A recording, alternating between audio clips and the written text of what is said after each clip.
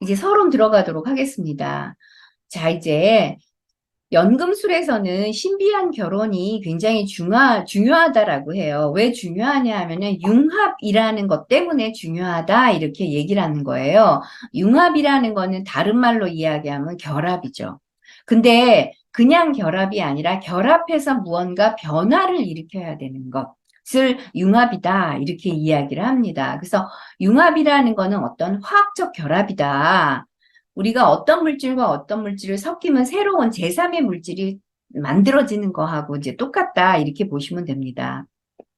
그래서 이 결합된 물체를 합쳐주는 힘, 뭐 이게 결합이 잘 되려면 이게 친화력이 있어야 되잖아요.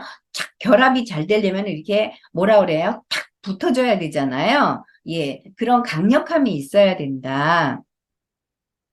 이제 이 이야기를 합니다. 그래서 융합이라는 것은 화학적 결합에 알 수 없는 비밀을 밝히고 다른 한편으로는 신화소로서 대극합일의 원형을 표현하며 신비적인 융합의 상이다.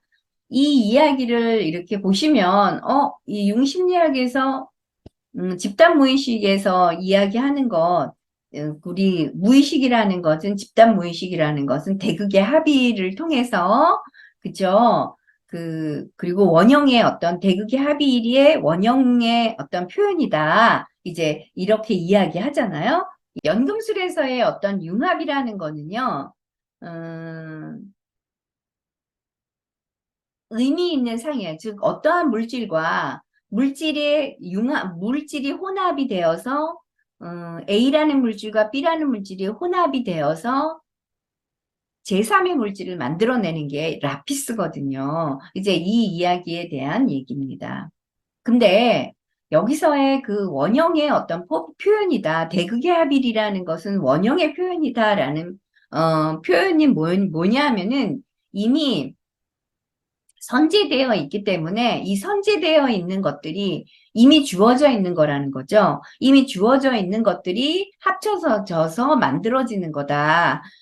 이런 표현입니다. 그래서 우리가 그 원형이 우리 집단 무의식의 원형이라는 거는 우리 선제되어서 가지고 오는 거잖아요. 우리 인류가 그것이 어떤 상황에서 드러날 때에 대극으로 드러난다. 이 얘기는 뭐냐면 두 가지를 합쳐서 가지고 있거든요. 원형이라는 것은. 근데 이제 이 두 가지 중에 드러날 때는 한 가지만 드러나요. 그러니까 예를 들어 남녀가 함께 있다라고 한다면 원형이 드러날 때에는 남자면 남자, 여자면 여자 이렇게 하나로 표현이 된다.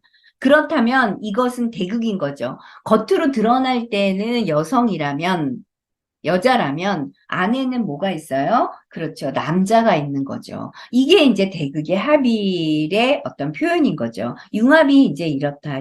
그것을 이제 연금술이 보여주고 있다. 이제 이 이야기를 하는 거죠. 그래서 왜 융이 연금술을 가지고 와서 우리의 정신의 어떤 발달에 대해서 또 우리의 정신의 흐름에 대해서 설명을 하고자 했냐.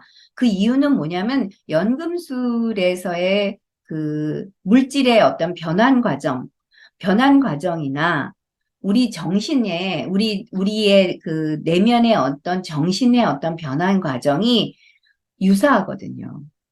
다르지 않기 때문에 그걸 가지고 와서 설명을 하는 겁니다. 그래서 인간의 정신 발달사에서 특출난 어떤 자리를 차지한다. 이 원형이라는 것이. 그리고 이 원형이 드러나는 것이 이제 융합을 통해서 드러난다. 이제 이 이야기입니다. 전이라는 말은 독일어로 투사하고 똑같은 말이다. 이렇게 얘기했죠. 그래서 전이와 투사는 같은 말이에요. 어떤 차이가 있냐? 전이는요, 상담의 장면에서 내담자와 아니면 환자와 의사 사이에서의 발생되는 관계를 전이라고 표현한다면 투사는 어떤 거냐면은 무작위예요. 모든 투사는 누구에게나 다 일어날 수 있거든요. 우리가 상담을 받지 않는다 하더라도 내 안에 나의 어떤 감정적인 어떤 정서적인 어떤 강렬함이 상대방에게 다른 대상에게 그것을 더 씌울 수 있거든요. 그래서 우리가 이야기할 때 우리 사랑에 빠졌어요. 내가 이 사람하고 결혼했잖아요. 그래서 어떻게 결혼하셨나요? 이렇게 물으면은, 콩깍지가 씌어서 결혼했잖아요. 이렇게 표현하는 거하고 크게 다르지 않아요. 콩깍지가 씌었다라는 건 진짜 콩깍지가 내 눈에 씌어진 건 아니잖아요. 그만큼 뭐예요? 그 대상에게 빠지는 거잖아요. 그죠? 그것을 이제 전문 용어로 얘기하면 사로잡힌다? 이렇게 표현하는 것 뿐인 거예요. 그래서 투사라는 거는요, 우리가 투사해야지 이런다고 해서 일어나지 않아요. 자기도 모르게 일어난다라는 거예요. 그래서 여기서 보면은 요구될 수 없는 거다라는 표현입니다. 그건 뭐예요? 자동 발생적으로 일어난다. 이거예요. 그러니까 나도 모르게, 그러니까 나는 내가 하려고 하는 게 아니야. 나도 모르게. 우리가 사랑을 할 때도 그렇잖아요. 나는 사랑 따위는 안 해. 나는 결혼 따위는 안 해. 저도 젊었을 때 그랬어요. 내가 일을 해야지. 뭐 결혼하겠어? 난 사랑 같은 거는 관심 없어. 이러는데요. 정말 콩깍지가 씌이니까, 사로잡히니까 뭐예요? 남들이 다 뜯어 말려도 하더라는 거죠. 아닌가요? 네, 이건 저의 사례니까요. 그래서 유은요, 자신에게 전이가 일어나는데, 누구에게는 다 일어날 수 있는데, 가볍게 지나가거나 실제로 눈에 띄지 않을 정도라면 그건 천만 다행이다. 이렇게 이야기해요. 왜냐하면 가볍게 지나갈 수 있는 전이라는 거는 대체적으로 그 사람이 통찰이 어떤 것이 일어난다라는 거죠. 이 통찰이라는 건 뭐냐면 무언가 깨닫는 거잖아요. 그러니까 전이가 일어날 때 누군가로부터 어, 이제 충고를 받거나 아니면 격려를 받거나 아니면 암시를 들었거나 아니면 내게, 아니, 의지가 있는 거야. 나는 그러지 말아야 돼. 내가 지금 또 엄마를 또 투사하고 있네. 이러지 말아야지. 하는 이런 나에게 의지가 있거나 아니면 의사 선생님의 권위, 아니면 의사 선생님의 권유, 이런 것도 있어요. 저도 제가 투사를 하는지도 몰랐는데 한참 분석을 받으면서 분석가 선생님이 그러는 거예요. 해석을 해주기를 제가 분석가한테 아주 똑똑하고 아주 똑똑한 지성적인 아주 뛰어난 지성적인 그런 아버지를 투사하고 있다라는 거예요. 그것뿐만 아니라 또한 뭐예요? 아주 따뜻하고 자상한 그런 아버지. 그러니까 내가 분석가한테 아버지를 투사를 하는데 아주 지성적으로 굉장히 똑똑한 그러면서 플러스 아주 따뜻하고 자상한 그런 아버지. 이 두 가지를 같이 가지고 있는 그런 남성을 계속 투사한다는 거죠. 그러니까 분석가가 처음에는 그렇게 환자가 왔을 때 투사를 할 때에 어떻게 하겠어요? 그 장면에서는 어느 정도는 들어주겠죠. 그렇지 않나요? 그 어느 정도는 이제 들어줘요. 하지만 아주 똑똑하고 분석가가 똑똑하다면 똑똑함은 충족시켜 줄 수 있어요. 하지만 똑똑하면서도 자상한 사람은 드물어요. 그렇지 않나요? 여러분들 보세요. 여성은 참 정서적으로 풍성해. 그리고 풍부해. 따뜻해.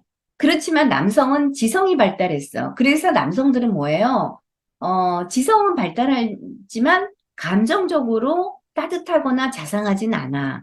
이제 이런 거죠. 우리가 한쪽 측면만 대체적으로 많이 있는 거죠. 이걸 다 갖추고 있는 사람은 없는 거죠. 다 갖추고 있는 건 신밖에 없어요. 근데 두 가지를 다 이제 투사를 한다. 이 이야기를 이제 하는 거예요. 분석가가. 그러나 듣는 환자인 내담자는 그게 말이 이해가 돼요? 저는 그러지 않는데요. 딱 그러는 거죠. 그러니까 모르는 거예요. 이거는 뭐냐면 투사는 내 요구에 의해서 물론 이제 보상적 차원으로 드러나겠죠. 내가 아버지로부터 우리 아버지가 지성적이지 않고 우리 아버지가 따뜻하지 않은 아버지였거든요. 그러면은 보상적 차원에서 그런 사람을 원하겠죠. 그쵸? 그러한 감정을 보내는 거예요. 이제 이런 걸 말한다. 근데 그게 가볍다면 어느 정도 이제 상담을 통해서 그러네요. 그러면 제가 그랬나 봐요. 죄송합니다. 왜 그랬지? 아마 제가 아버지의 사랑을 듬뿍 받고 싶고 아버지의 지성을 제가 많이 갖고 싶었나 봐요. 뭐 아니면 우리 아버지가 그런 분이시길 원했나 봐요. 하면서 이렇게 이야기를 하면서 풀어갈 수 있겠죠. 이게 바로 가볍게 지나가는 전이에요. 그러나 심각하면은 안 돼요. 그죠? 네. 그 뒤에는 심각한 이야기 나옵니다.